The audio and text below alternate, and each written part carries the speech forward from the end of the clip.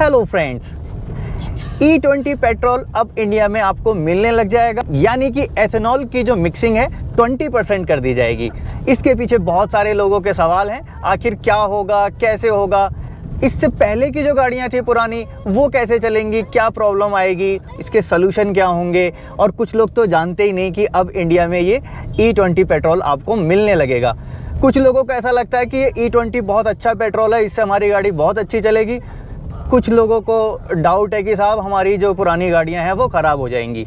सारे doubt clear करूंगा, मोटी भाषा में आसान शब्दों में आपको समझा दूंगा, जिससे आपका कम से कम ये कॉन्सेप्ट क्लियर हो जाएगा। और हाँ, 2023 से पहले की जिन लोगों के पास पेट्रोल गाड़ियां हैं उनको क्या प्रिकॉशन रखने होंगे पेट्रोल डलवाते समय, गाड़ी को ड्राइव करते समय, सारी चीज़ें इस वीडियो में डिटेल में बताऊंगा। तो चलिए वीडियो स्टार्ट करते हैं। सबसे पहले मैं आपको शॉर्ट में समझा दूँ।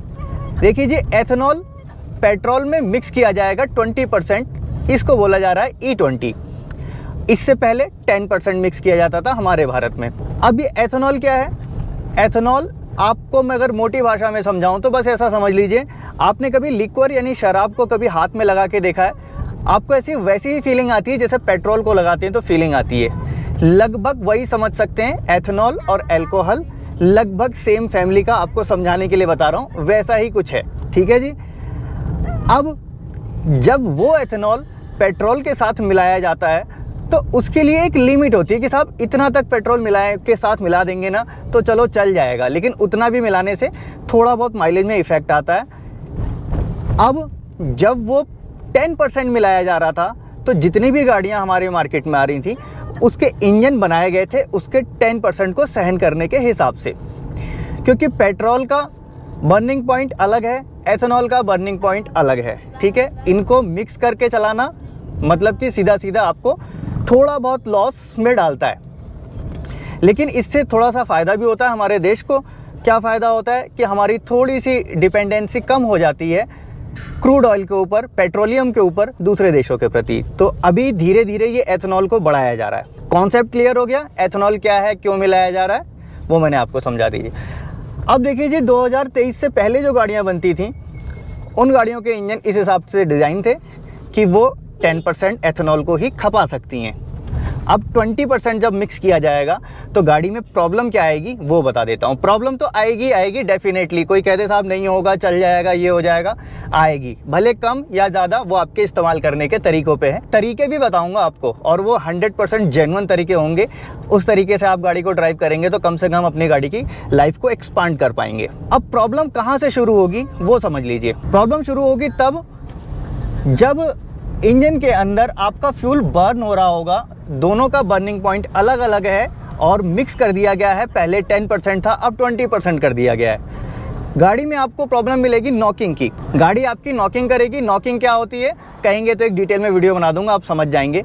एक तरह से नॉकिंग की आवाज़ इंजन से निकलती है जब आप इंजन से पावर डिमांड करते हैं, यानी कि जब एक्सीलेटर दबाते हैं या कहीं चढ़ाई पे होते हैं या एक्सट्रीम इंजन से पावर चाहते हैं, गाड़ी के अंदर नॉकिंग बढ़ जाएगी।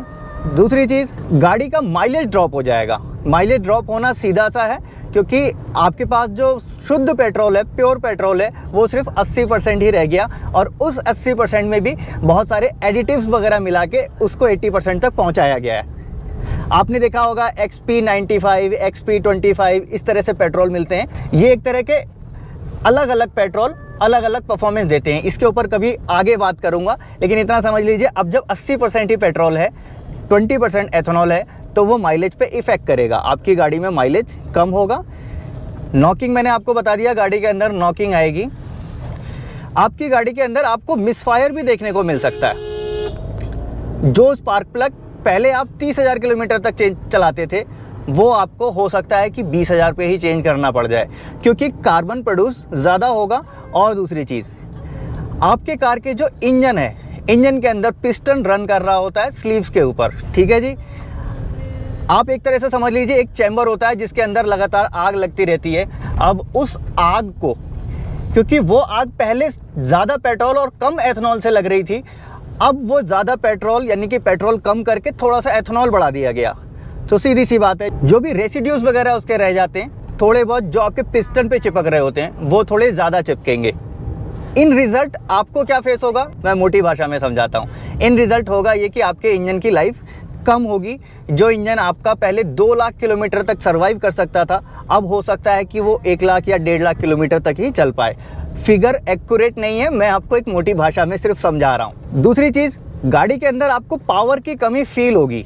आपको ऐसा लगेगा मेरी गाड़ी के अंदर पहले पिकअप ज़्यादा था, अब पिकअप कम आ रहा है। और हो सकता है कुछ लोग इसको फील भी ना कर पाएँ, क्योंकि वो एक हल्का सा वेरिएशन होगा। जो बहुत ज़्यादा ये गाड़ी को उस तरीके से चलाते हैं वो लोग उसको फील कर पाएंगे E20 पेट्रोल डलवाने के बाद। अब जब गाड़ी के अंदर नॉकिंग आएगी, गाड़ी के अंदर स्पार्क प्लग जल्दी चेंज होंगे, गाड़ी का माइलेज भी ड्रॉप हो रहा है, गाड़ी की इंजन की लाइफ भी कम हो रही है, तो फिर इस E20 से फ़ायदा क्या? फ़ायदा मैं आपको पहले भी बता चुका, क्योंकि हमारी गवर्नमेंट को उसमें एथेनॉल मिला के पेट्रोल के ऊपर डिपेंडेंसी कम होगी, बस ये फ़ायदा है। अब दूसरी चीज़, अब जो 23 के बाद जो इंजन बने हैं, एक तो फ्लेक्स फ्यूल इंजन है, उसको आप अलग छोड़ दीजिए। फ्लेक्स फ्यूल अलग है, लगभग इससे मिलता जुलता मान सकते हैं, लेकिन उसका थोड़ा सा कुछ हिसाब किताब अलग है। फ्लेक्स फ्यूल इंजन अलग, और ये वाला जो इंजन है इसके अंदर जो डिज़ाइन किया गया है, इसका TDC और BDC में डिफरेंस है। यानी कि कितना कंप्रेशन पहले किया जाता था एयर और फ्यूल के मिक्सचर को,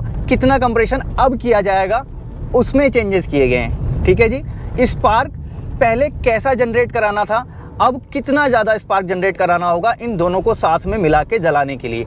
तो ये छोटे मोटे चेंजेस गाड़ी के अंदर किए गए हैं, जो अब लेटेस्ट गाड़ियाँ आ रही हैं। लेकिन पुरानी गाड़ियाँ आपके पास हैं तो ऐसा तो नहीं कि आप गाड़ी स्क्रैप कर देंगे। हो सकता है आपने 2020 में गाड़ी खरीदी, 2021 में गाड़ी खरीदी है, आप 15 साल का टैक्स पे कर चुके हैं, एक समझ के आपने गाड़ी ली है कि मैं एक लंबे समय तक गाड़ी रखूँगा, तो उसको गाड़ी को तो आप स्क्रैप करेंगे नहीं। आगे गवर्नमेंट क्या पॉलिसी लाती है मैं नहीं जानता, क्या होगा वो देखा जाएगा। लेकिन अब आपके गाड़ी में जो ये प्रॉब्लम्स आएंगी, इन प्रॉब्लम से बचने के लिए आप क्या कर सकते हैं? सबसे पहली चीज़, जो लोग रफ ड्राइविंग करते थे, रैश ड्राइविंग करते थे, इंजन से बहुत ज़्यादा पावर डिमांड करते थे, व्हील स्पिन वाले लोग, 0 से 100 वाले लोग ज़रूर नुकसान उठाएंगे, 100% श्योर है। अगर इस तरह की आदतें आपके पास हैं और आप पहले वाली गाड़ी चला रहे हैं, पेट्रोल इंजन और E20 पेट्रोल अब डलवा रहे हैं, तो ये सारी चीज़ें आप छोड़ दीजिए। अब आपको गाड़ी बहुत प्यार से चलानी होगी। आप जितना ज़्यादा उस गाड़ी से पावर डिमांड करेंगे, जितना ज़्यादा उसके इंजन से आप पावर मांगेंगे, उतना ज़्यादा इंजन नॉकिंग करेगा और उतना ज़्यादा मिसफायर होंगे, और गाड़ी का माइलेज तो कम आएगा ही आएगा, साथ में आपके इंजन की लाइफ भी कम होती जाएगी। कोई भले ही कहे कि साहब नहीं, इससे कोई नुकसान नहीं होगा, सब कुछ सही है, समझाने का काम है। देखो जी, पब्लिक को समझाने के लिए गवर्नमेंट तरह तरह की चीज़ें बोलेगी, मिक्स कर रहे हैं तो वो बताने के लिए बोलना पड़ेगा। लेकिन मैं ये बता रहा हूँ, ये फैक्ट है, ऐसा होना ही होना है। और आपको नहीं लगता तो इस वीडियो को सेव करके रख लीजिए, 2 साल बाद आप इस वीडियो को देखिएगा, आप समझ जाएंगे। दूसरा प्रिकॉशन क्या रखना है आपको, जब आप कार का एयर फिल्टर डलवाते हैं तो उस कार का आप जेन्युइन एयर फिल्टर डलवाइए। दूसरी चीज़, एयर फिल्टर को टाइम से पहले क्लीन कीजिए। सर्विसिंग अगर अपनी गाड़ी की आप 10,000 किलोमीटर पे कराते थे तो आप 7,000 किलोमीटर पे करवाना शुरू कर दीजिए। स्पार्क प्लग अगर आप 30,000 किलोमीटर पे चेंज कराते थे तो आप 15,000 और 20,000 पे चेंज करवाना शुरू कर दीजिए। ये सब कंडीशन कब है? जब आप E20 पेट्रोल डलवा रहे हैं और आपकी गाड़ी पुराने मॉडल्स की है, यानी कि लेटेस्ट नहीं है। तो ये था E20 पेट्रोल, यानी कि एथेनॉल का 20% मिक्सचर। क्या नुकसान होंगे गाड़ी को, कैसे आप बच सकते हो, सारी चीज़ें मैंने आपको बता दी, और फ़ायदे क्या हैं E20 के वो भी मैं आपको बता चुका हूँ। फ़िलहाल इस वीडियो में इतना ही था। और हाँ, अगर आपको लगता है कि इसके ऊपर कुछ और डिटेल वीडियो मैं बनाऊँ फुल रिसर्च के साथ, क्योंकि अभी मैंने कोई आंकड़े नहीं रखे, कोई नंबर नहीं रखे, कोई प्रूफ नहीं रखे, ये मेरा एक अपना एक्सपीरियंस है जो आपके साथ में शेयर कर और आपको आसान शब्दों में समझा रहा हूँ। अगर चाहते हैं कि ऐसा कुछ डिटेल वीडियो बने तो कमेंट बॉक्स में ज़रूर लिखिएगा, और वीडियो अच्छा लगा हो तो लाइक ज़रूर करके जाइएगा। मिलूंगा नेक्स्ट वीडियो में ऐसे ही किसी इंटरेस्टिंग टॉपिक के साथ। Thanks for watching. और हाँ, अगर इंस्टाग्राम पे फॉलो करेंगे तो आपको बहुत सारी नई नई चीज़ें वहाँ कम समय में जानने को मिलेंगी।